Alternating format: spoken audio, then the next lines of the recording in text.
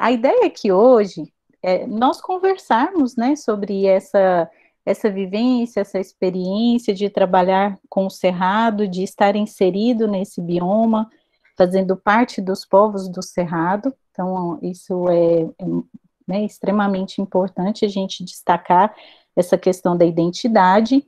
Então, vou me apresentar um pouquinho, né? Eu sou Sabrina do Couto de Miranda, sou professora da UEG e estou no mestrado profissional em ensino de ciências, que é o PEPEC. Sou bióloga, como a Pauline falou, sou sou bióloga pela UEG, a UEG de Anápolis, né, que eu fiz biologia, fiz especialização em biologia vegetal, também pela UEG, mestrado e doutorado, mestrado na botânica e doutorado na ecologia, lá na UNB, com uma passagem de doutorado sanduíche nos Estados Unidos, e, assim, apaixonada pelo Cerrado, né, tive o privilégio de ter sido orientada no mestrado pelo professor Manuel Cláudio, com quem eu aprendi e aprendo muito até hoje. Então, a ideia é compartilhar um pouco dessa vivência, dessa experiência, né, de pesquisa. Então, eu coloquei como título Cerrado, Cores, Formas, Texturas e Sabores. Então, para a gente percorrer as paisagens do Cerrado, chegar na biodiversidade do Cerrado, pensando nestas entrelinhas, né, de cores, formas, texturas e sabores, tá? Qualquer problema, gente, vocês me avisem, porque agora eu não consigo ver vocês, ver a tela, né, de todo mundo. Então, eu coloquei nesse slide, do lado esquerdo, o bioma cerrado, originalmente, ele tem essa distribuição, né, no Brasil. Então, é o segundo maior bioma brasileiro, a gente tem orgulho disso, por essa extensão territorial significativa. Então, esse mapinha aí da esquerda mostra os estados brasileiros onde a gente tem presença da vegetação do cerrado, com maior expressividade em Goiás e Tocantins, né? Só que do lado direito, a gente tem esse mapa bem atual, né, nesse trabalho que saiu esse ano, da Anne Alencar e colaboradores, onde, por meio de uma análise de dados satelitários, uma análise de dados aí de 33 anos, a gente vê essa mudança de uso da terra, né, na área de abrangência do bioma cerrado. Então, aí em verde, a gente tem os remanescentes de vegetação nativa. Então, da área original coberta, né, por vegetação nativa, hoje resta aí em torno de 50%. Então, a gente vê que ao longo do tempo, principalmente a partir da década de 70, intensificou-se muito a presença humana, né, nesse interior do Brasil, e essa vegetação tem sido degradada, convertida para outros usos, principalmente culturas, né? Culturas agrícolas e pastagens. Então, a gente tem perdido bastante em termos de cobertura de vegetação nativa, em termos de biodiversidade, e um percentual bem pequeno da vegetação nativa encontra-se protegida nas unidades de conservação.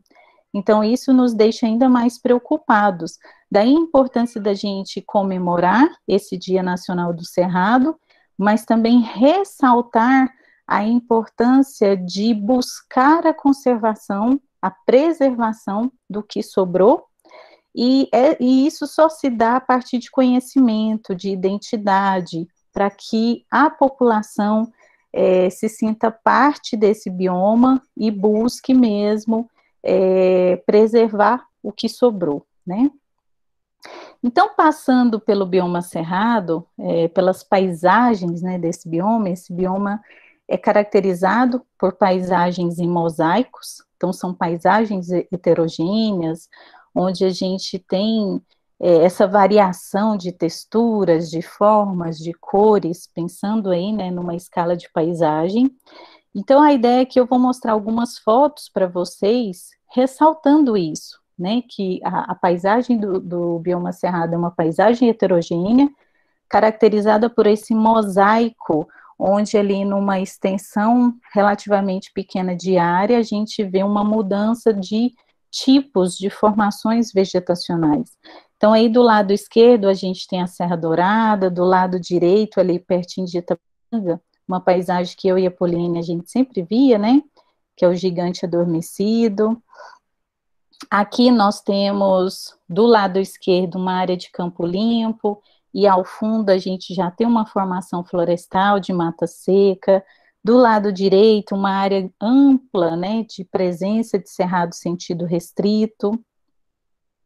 Aqui a gente vê a questão da água, né? O cerrado, ele é sempre lembrado também como o berço das águas, porque aqui na área do bioma, a gente tem as nascentes de rios que compõem importantes bacias hidrográficas do nosso país. Então, a importância da água, né, para a sobrevivência do ser humano e também para a questão ambiental.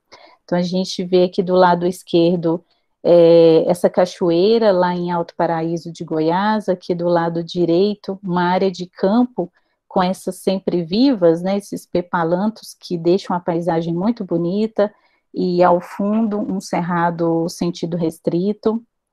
Aqui do lado esquerdo a gente tem também ali próximo ao Parque Nacional da Chapada dos Veadeiros, essas áreas de cerrado rupestre, que são bem diferenciadas pela presença dos afloramentos rochosos. Do lado direito, uma mata seca sobre afloramento calcário, na região de São Desidério, na Bahia. Então, é uma paisagem muito marcante, muito diferente, muito bonita. Então, que ressalta essa questão de texturas, formas e cores. Isso no período chuvoso, que a vegetação está bem verdinha, né? As árvores com as copas volumosas. Lembrando que a mata seca, geralmente, ela tem ali a presença de espécies decíduas. Então, nesse período agora, que é esse inverno seco, a vegetação, ela está praticamente sem folhas, né? E muitas pessoas acabam achando que as árvores estão mortas, né? As pessoas, às vezes, ficam um pouco confusas com isso, mas, na verdade, é uma adaptação, é uma estratégia adaptativa para a sobrevivência à seca e ao fogo. Aqui nós temos também, do lado esquerdo, né, a Poliane visitou recentemente, eu até comentei com ela, ali na região de Diamantina, em Minas Gerais, nós temos o Parque Estadual do Rio Preto, onde tem essa paisagem bela aí desse rio, que tem água de cor de Coca-Cola, é uma água bem escura, e a mata, né, belíssima ali, uma mata ciliar acompanhando o curso desse rio. Do lado direito, em Correntina, na Bahia, a gente vê aí que o cerrado, ele chega até próximo do rio Corrente, então também mostra essa questão de texturas, formas e cores na paisagem. Então, o bioma cerrado, gente, ele é esse complexo vegetacional, né? Essa paisagem aí composta por diferentes formas de vegetação, e dois pesquisadores que eu utilizo, né, no meu referencial teórico para a classificação da vegetação, o Ribeiro, José Felipe Ribeiro e o Bruno Walter, eles descreveram 11 tipos fitofisionômicos, né, de formas diferentes de vegetação para o bioma cerrado. E esses 11 tipos fitofisionômicos se enquadram ali em formações florestais, onde a gente tem essa presença marcante de formação arbórea, de árvores de maior porte, mais adensadas, formações savânicas, que como o nome já diz, já vai lembrar ali uma savana, né, onde a gente tem um extrato herbáceo contínuo, salpicado ali de árvores, de espécies arbóreas, e as formações campestres, que são esses campos, né, nativos, altamente biodiversos, que a gente tem no bioma cerrado. E para ilustrar um pouco, né, para a gente ir viajando, passeando, né, estamos aí nesse período de pandemia, isolados, sem poder fazer viagens, né, então a ideia é que a gente viajar mesmo, passear por essas paisagens do bioma cerrado. Então nós temos aqui formações campestres, savânicas e florestais, isso na área de abrangência do bioma cerrado, e muitas vezes ali numa área pequena, a gente consegue ver essas transições. Então, né, nesse primeiro slide, dentre as formações campestres, Ribeiro e Walter, eles colocam o campo sujo, campo limpo e o campo rupestre. Então, aqui do lado esquerdo, a gente tem um campo sujo, né, sujo entre aspas, na verdade, para colocar que nessa área aberta, a gente vai ter ali a presença de alguns arbustos e subarbustos. Então, aqui no caso da foto, são canelas de ema, né, gênero Velózea. E do lado direito, um campo limpo, onde tem aí bem no comecinho a presença de algumas sempre vivas, né, os pepalantos, deixando essa paisagem aí dourada, com uma textura diferenciada, né, pensando aí em cores, formas, texturas e os sabores que a gente vai chegar um pouquinho mais à frente. Aqui eu já coloco as formações savânicas, né, Ribeiro e Walter classificam dentre as formações savânicas do bioma cerrado, o cerrado sentido restrito, ou cerrado senso estricto, o palmeiral, as veredas e também o parque de cerrado. Então, aqui na foto, eu coloquei um cerrado rupestre do lado esquerdo, onde a gente vê aí a presença de afloramentos rochosos, e do lado direito um cerrado ralo, né, mostrando aí esse extrato herbáceo contínuo entremeado por indivíduos, né, arbóreos. E a gente vai falar um pouco sobre as características dessas árvores típicas do cerrado. E as formações florestais. Então, aqui a gente tem tanto formações florestais que acompanham os cursos d'água, que o Ribeiro e Walter coloca como mata ciliar e mata de galeria.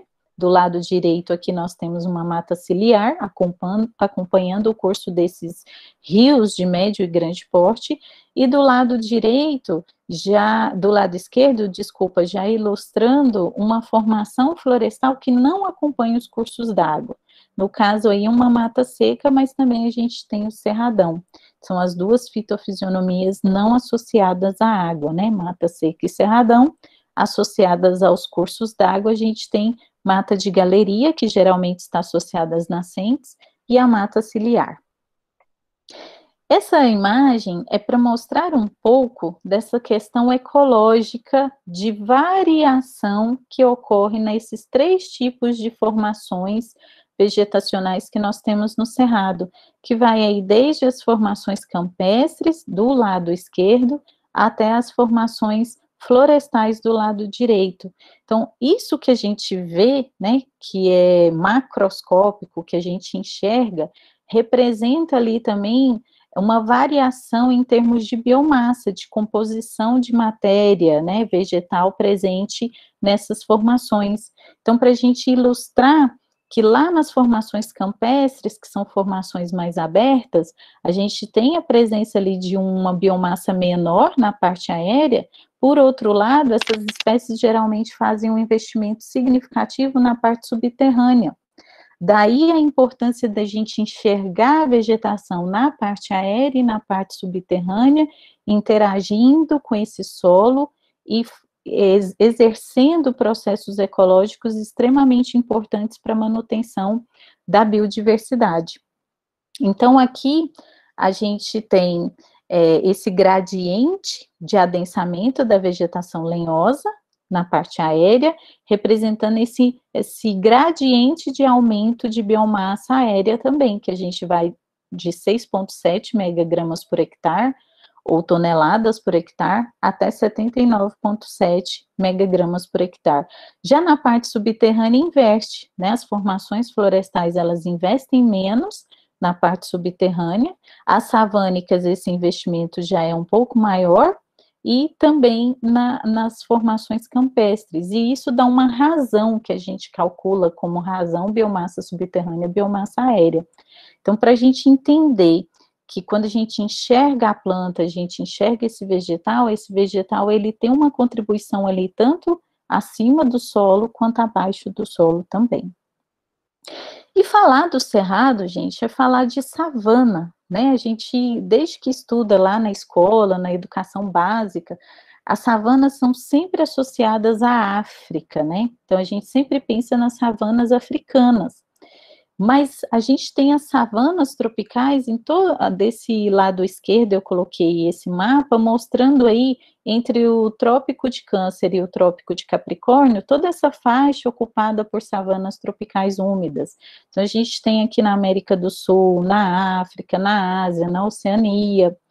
E claro, né, que é marcante a presença no continente africano, mas aqui também nós temos o nosso cerrado, esse importante representante aí de savana na América do Sul, né? E a gente tem essa importância, essa relevância em vários, né, aspectos, a questão da extensão territorial, a questão da biodiversidade, porque dentre as savanas tropicais úmidas do mundo, o Cerrado é a savana mais biodiversa. Então, de todas essas áreas, nós temos a maior biodiversidade de plantas, né? Então, para o Cerrado já foram descritas mais de 11 mil espécies de plantas. Então, é uma biodiversidade significativa. E tudo que provém disso, né, dessa biodiversidade, vários outros desmembramentos que a gente vai comentar um pouquinho também ao longo da nossa fala. Então, destacando aqui que a gente precisa criar essa identidade, que nós somos um bioma savânico e que savana não é só na África, né? Aqui no coração do Brasil, nós também somos uma savana, e se a gente comparar o cerrado com as savanas africanas, aqui chove muito mais. Então, a gente é uma savana tropical úmida que chove bastante, né?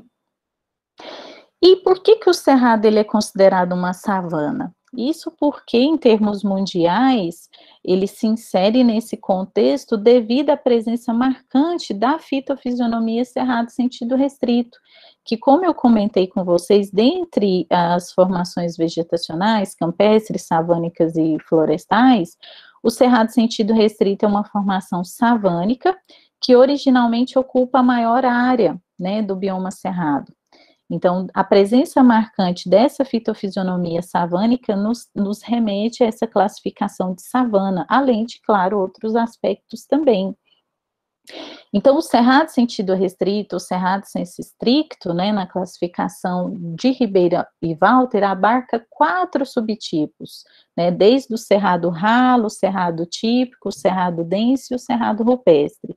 O ralo típico e o denso, esses 3 subtipos deve-se à questão do adensamento de indivíduos arbóreos na vegetação, e o cerrado rupestre a questão dos afloramentos rochosos, essa presença, não é pedrinha, né, gente?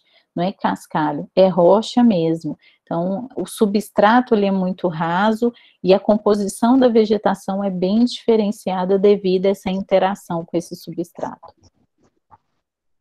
E então, o cerrado sentido restrito, ele é caracterizado por essas árvores de pequeno porte, que são árvores típicas, né, do cerrado, dessa formação savânica, que é o cerrado sentido restrito, são árvores geralmente retorcidas, irregularmente ramificadas, tem essa casca grossa, espessa, cortiçosa, folhas rígidas, coriáceas, e também pode ocorrer associada a vários tipos de solos. O tipo de solo que a gente mais encontra, né, associado ao cerrado sentido restrito, são os latossolos, vermelho escuro, vermelho amarelo ou amarelo, mas no meu doutorado, que a Poliane estava comentando, eu fiz estudos em várias áreas de cerrado sentido restrito no bioma cerrado, e a gente tem ali no oeste da Bahia a presença desse cerrado associado à areia, né, que são os neossolos quartzarênicos, e ainda o cerrado rupestre associado aos neossolos litólicos, que a gente encontra ali em Pirinópolis, na Serra dos Pirineus, na Serra Dourada, em Goiás Velho, Serra de Caldas Novas, então, ou no Parque Nacional da Chapada dos Veadeiros. Então, a gente vê esse cerrado diferenciado associado aos afloramentos rochosos. Então, o cerrado sentido restrito apresenta essa variação, né, que vai aqui, eu tentei ilustrar com essas fotos, a maioria das fotos são minhas, mas tem fotos do professor Manuel Cláudio também, tem fotos do Plauto, que é meu parceiro aí de pesquisas e de trabalho em campo, tem fotos dos meus alunos, que passam a ser colaboradores também. Então, aqui nesse slide, eu coloquei o Cerrado Ralo, tanto aqui do lado esquerdo, a gente vê que ele é um cerrado mais aberto, e do lado direito, o Cerrado Rupestre, lá na Serra Dourada, né, que a diferença ali que dá para a gente ver, esses pontos escuros, são grandes afloramentos rochosos que a gente encontra aí na paisagem. Aqui a gente já tem o cerrado típico, né, tanto do lado esquerdo quanto do lado direito, a gente vê que tem um adensamento arbóreo, né, de árvores um pouco maior, e o cerrado denso, que aí já é um cerrado mais fechado, as árvores já têm um porte maior, e aqui do lado direito, em Silvânia, na Flona, Floresta Nacional de Silvânia, com esse latossolo bem chamativo, né, bem vermelho escuro, e do lado esquerdo, o cerrado lá no Jardim Botânico de Brasília, que é uma área belíssima, que aberta para visitação, né, quem for a Brasília, vale muito a pena conhecer o Jardim Botânico de Brasília. Então, falar de cerrado é falar dessa vegetação magnífica, diferente, e essas árvores com uma arquitetura única, né, diferenciada, e isso tudo associado a essa adaptação de morfologia e fisiologia para a sobrevivência ao ambiente. Então, nessa foto aí do lado esquerdo, eu coloquei esse pé de piqui maravilhoso aí que eu fotografei em uma das parcelas que nós mostramos lá na Serra Dourada, no meu mestrado, que a gente vê a arquitetura dessa árvore retorcida, irregularmente ramificada, com essa copa belíssima, né? Então, isso é típico da vegetação do cerrado. E do lado direito, mostrando, né, dando um zoom aí nessa copa diferenciada, e o detalhe dessas adaptações que as espécies nativas geralmente possuem, né, que são essas folhas coriáceas, essas folhas mais firmes, mais rígidas, geralmente com pelos de coloração diferenciada, no caso aí da foto é um pelo ferrugino, né, ou tricomas ferruginos.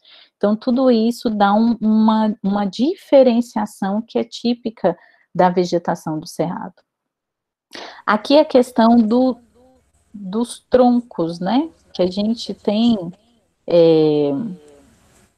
essas árvores com esses troncos retorcidos, as cascas são tuberosas,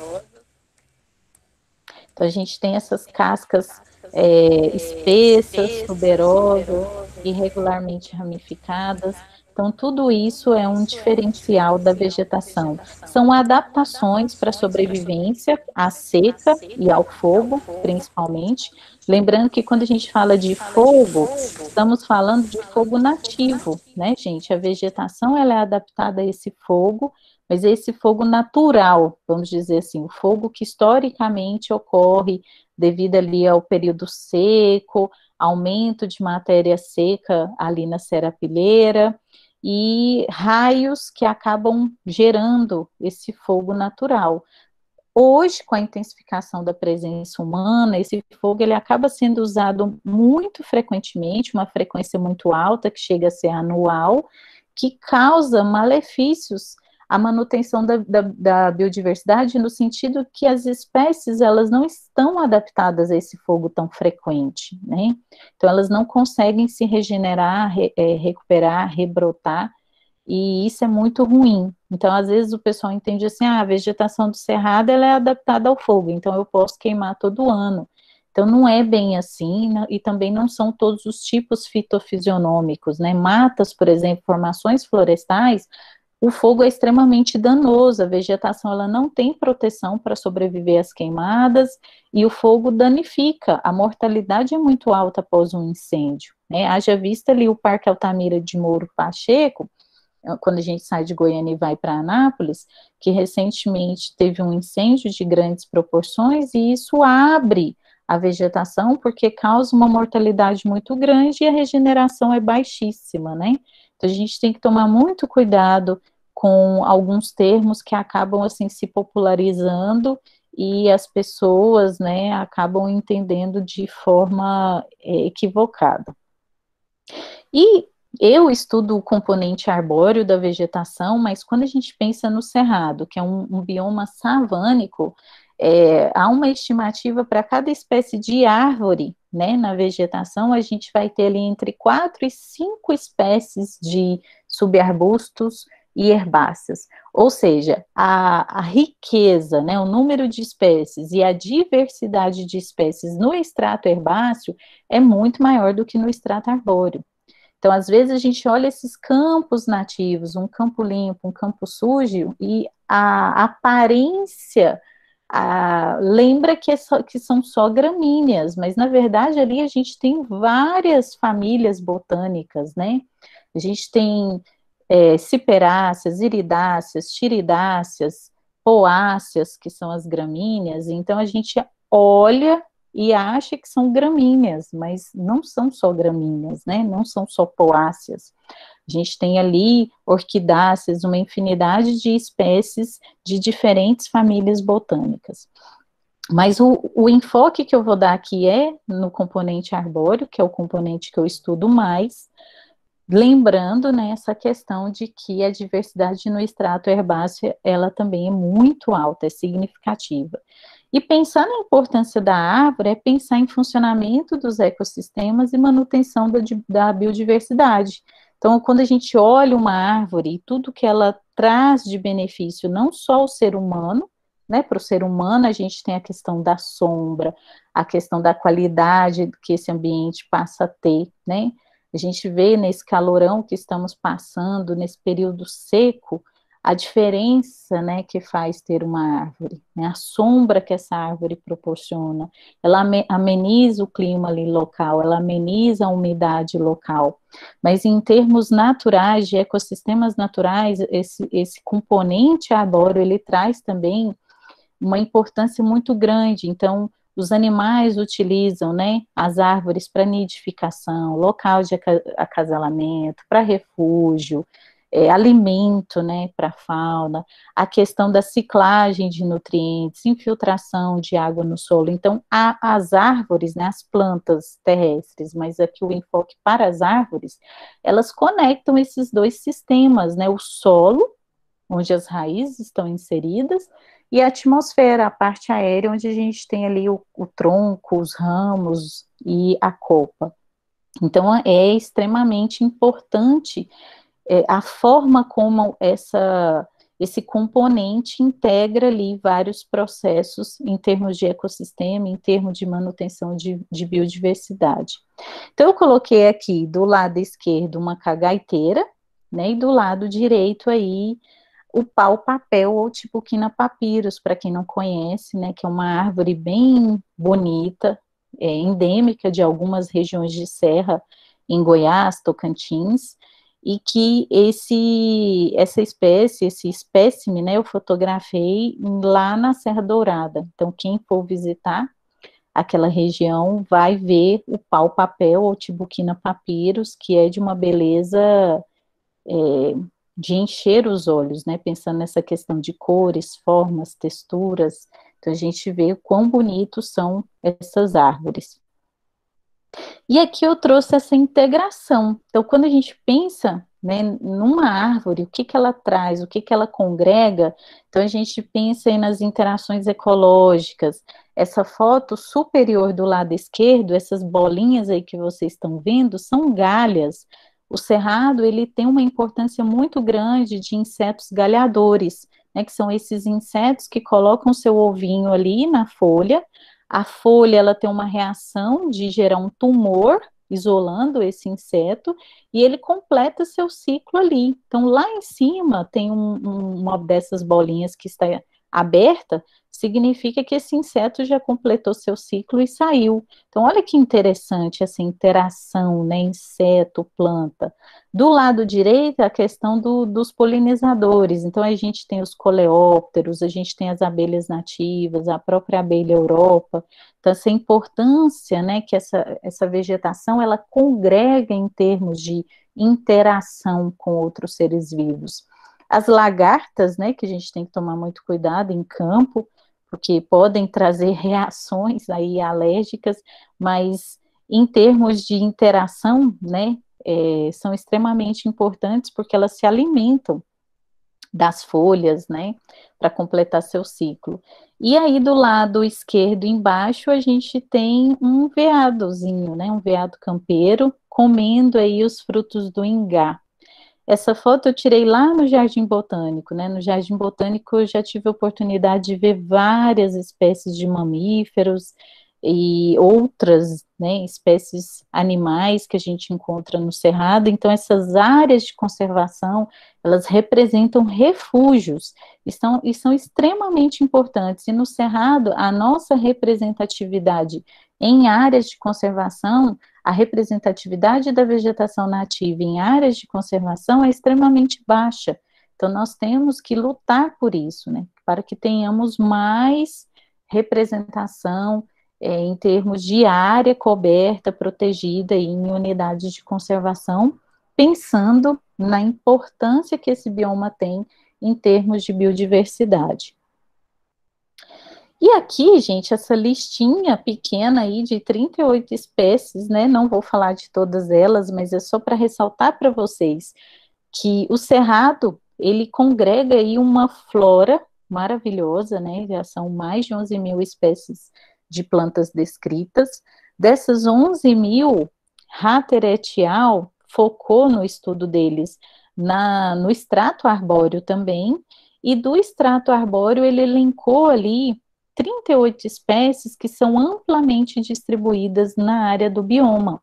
Então, o cerrado é a savana mais biodiversa do mundo, mas ele também ganha um outro título que a gente não fica muito feliz, né? Que ele é um hotspot de biodiversidade. Esse termo hotspot aí do inglês ponto quente, porque ele tem uma alta biodiversidade, uma alta taxa de endemismo, espécies que só ocorrem em um determinado local, e por outro lado é bastante ameaçado, né? Isso pela forma de interação antrópica, pela degradação, pela conversão da vegetação nativa para outros usos. Então, aqui nessa lista, a gente tem várias espécies que provavelmente vocês conhecem ou já ouviram falar, como os pau-terra, qualha grandiflora, parviflora, multiflora, a sucupira preta, né, Boudica virgilioides, a faveira de Morphandra mollis, o pacari, que é chamado de Lafoense pacari, o jatobá, Himenea gnocarpa, o pau-santo, que é uma era coriácea, os ipês, né, a gente acha que é só uma espécie de ipê amarelo, mas só de amarelo a gente tem 4 espécies arbóreas de ipê, então tabebuia áurea, tabebuiocrácea, os muricis, Birsonima cocolobifolia, Birsonima verbacifolia, Birsonima pacfila, a curriola, Polteria ramiflora, a carne de vaca, Roupala montana, a lixeira do cerrado, Curatela americana, o piqui, né, que nós goianos tanto apreciamos, que é o cariocá brasiliense, a mama cadela, Brosmo gaudichaudi, e outras tantas aqui, né? A gente tem o caqui do cerrado, que é o Diospyros híspida, então a pimenta de macaco, Xilópia aromática, os araticuns, né, aqui tem só um, que é o Anona coriácea, que é o mais amplamente distribuído, a mangaba, Rancorna especiosa. Então, agora eu vou trazer aqui em fotos algumas dessas espécies para quem conhece, saborear, lembrar do sabor dos frutos, né, o aroma dessas flores maravilhosas do cerrado, para a gente fazer esse link com cores, formas, texturas e sabores. Então, para quem não conhece, o araticum, né, no cerrado a gente tem 2 espécies arbóreas de araticum, que é o Anona crassiflora e o Anona coriácea. Então, aqui a gente mostrando, né, algumas fotos para ilustrar a folha, o fruto, o fruto do coriácea, o fruto do crassiflora, a flor, né, muita gente acha que nem é flor, porque ela é uma flor bem diferenciada, e ela é polinizada por coleópteros. Então, o professor Manuel Cláudio aí pegou, colocou na mão dele o besouro para eu fotografar.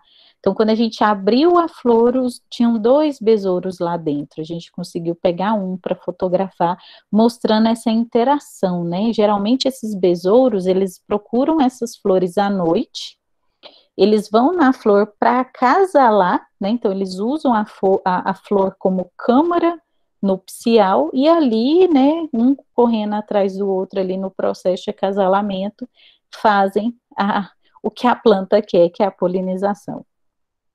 O baru, né, que hoje a castanha tem ganhado aí até os mercados internacionais e a gastronomia internacional, que é o Dipteryx alata, que é uma fabácea, né, de grande porte em termos de cerrado.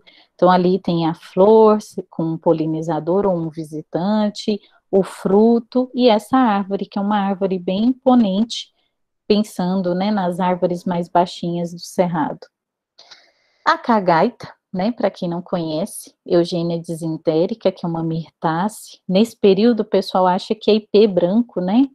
Mas recentemente até saiu no Popular, o pessoal postou uma foto de uma cagaiteira em flor, e como se fosse um ipê branco, mas não é o ipê branco, nesse caso aqui é a cagaita.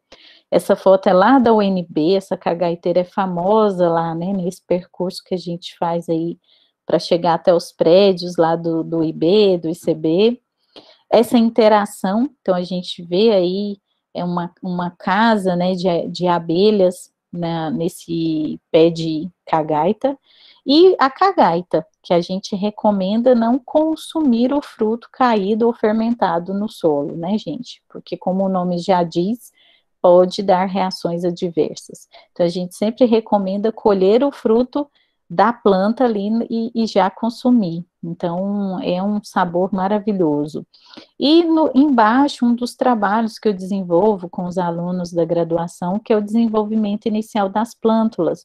Então, olha que interessante essa plântula aí de cagaita, né? O investimento que no desenvolvimento inicial, ali na mudinha, ela faz em raiz, né? A raiz já estava toda enrolada ali, a parte aérea pequenininha e a raiz já tem um tamanho significativo. Então, isso acontece muito, né? Quem trabalha com mudas nativas, às vezes planta e fala, nossa, essa muda não vai para frente, né? Na verdade, ela está crescendo em parte subterrânea para depois investir na parte aérea. O caju, né? Então a gente tem o cajuzinho do cerrado e o caju do cerrado, ambos são anacárdio, então tem anacárdio ocidental e anacárdio umbile, e é um dos frutos mais apreciados, tanto o fruto, né, que é a castanha, quanto o pseudofruto, que é essa parte suculenta aí que a gente come, faz sucos, geleias, e que é realmente muito diferenciado. O jatobá, né, Hymenaea stygonocarpa, que no cerrado a gente encontra tanto o estigonocarpa como o corbaril, são 2 espécies arbóreas que a gente encontra frequentemente, então tem aí a árvore, a folha, que é uma folha composta bifoliolada, o fruto, que é bem parecido das 2 espécies, e a semente, né? O jatobá, ele tem uma polpa farinácea, que é muito rica em minerais, em fibras, então eu sempre discuto com os meus alunos o quão interessante seria se nós tivéssemos políticas públicas voltadas ao uso dos frutos nativos, dos frutos do cerrado, no uso alimentar nas merendas escolares, né? Ao invés de encher a merenda de farinha de trigo, a gente misturar ali um pão, um biscoito, um bolo com a farinha de jatobá, enriquecendo nutricionalmente falando esse alimento que será dado a essas crianças e que precisam disso, né, para o seu desenvolvimento cognitivo. A mama cadela, que é uma espécie medicinal, né, para além do uso do fruto, ela tem um potencial medicinal muito grande, principalmente no tratamento de vitiligo e de outras doenças. Então, é o Brosmo gaudiae morace, e aí esse fruto, né, que o pessoal masca, daí vem ali chiclete de pobre, mama cadela, esses nomes populares aí que vão surgindo, muitas vezes dessa característica mais física, né, do que a gente consegue ver. E ela tem essa exudação, que é esse látex branco aí que vocês podem ver nessa foto do lado direito superior, tá? O murici, para quem não conhece, aqui eu coloquei fotos de duas, né, a Bersonima paquifolia e a Bersonima verbacifolia, são duas malpighiáceas. Tem a família malpighiácea é a família da acerola, né, e essa família, ela é caracterizada botanicamente pela presença dessas glândulas verdinhas que vocês estão vendo aí nessa foto que tem a formiga fica ali pastoreando a planta, olha que bacana. Então, ela tem uma interação inseto-planta ali bem interessante, onde a formiga se beneficia muitas vezes de óleos que essas glândulas produzem e protege a planta. Então, não é que a formiga está ali causando um dano, ela está ali pastoreando essa planta. Então, ali a gente tem a flor, o botão, o fruto do murici, né, que o pessoal gosta muito de fazer sucos, doces, mas também a questão da cachaça, né? A cachaça, ela é aromatizada na zona rural com o murici e fica com um perfume maravilhoso, né? Um sabor diferenciado. O piqui, né? Quando a gente pensa no piqui, a gente já pensa naquele arroz com piqui. Tudo bem que a gente acabou de almoçar, mas só de pensar já dá água na boca. Então aí a gente tem o fruto do piqui, o botão floral, a flor aberta, essa flor belíssima, vistosa, né, de tamanho grande. Então é uma flor que a gente consegue enxergar de longe. Geralmente é uma flor polinizada por morcegos, né? Isso é importante a gente ressaltar que a maioria dos morcegos, eles são frugívoros e eles não, né, não causam nenhum malefício ao meio ambiente, nem ao homem, então eles são dispersores, eles são polinizadores, e que a gente, né, recomenda que não matem os morcegos, né, a gente tem uma espécie que ocorre na área de abrangência do bioma cerrado, que é hematófaga, né, que se alimenta de sangue, e que ocorre numa região bem restrita ali do norte de Goiás. As demais espécies, elas são todas extremamente importantes para a natureza, quer seja para dispersão, quer seja para polinização. Aqui a pimenta de macaco, né, que é um condimento que as populações tradicionais utilizam, então elas pegam a semente, torra essa semente, tritura e utiliza como pimenta mesmo, lembra a pimenta do reino, só que muito mais aromatizada. Então, do lado direito, o fruto aberto, que é um fruto deiscente, essa base branca que a gente vê aí na semente é um arilo, porque esse fruto atrai as aves que vêm comer esse arilo, que é açucarado, e do lado esquerdo a gente tem essa flor belíssima. Então, lembrando aí cores, formas, texturas, sabores, né, associados aos frutos do cerrado. Para além dos frutos carnosos que nós falamos, a gente tem também os frutos secos, né, que são de uma beleza muito diferenciada. Então, aí eu trouxe a roupala montana, ou carne de vaca, que tem esse nome, gente, porque, né, a madeira, quando você corta ali a casca viva, ela tem cheiro que lembra aquela carne de lata, né, aquela carne que fica ali industrializada. Isso, né, cheiro é uma coisa muito particular, mas o nome advém disso e também da madeira que tem essa casca, essa cor bem vermelha, como eu coloquei na foto do ramo. Então tem o ramo, tem a folha, tem o fruto deiscente, né? Esse fruto se abre naturalmente e o vento ali batendo dispersa essas sementes que são extremamente leves e que acabam sendo dispersas ali pelo vento e pela gravidade.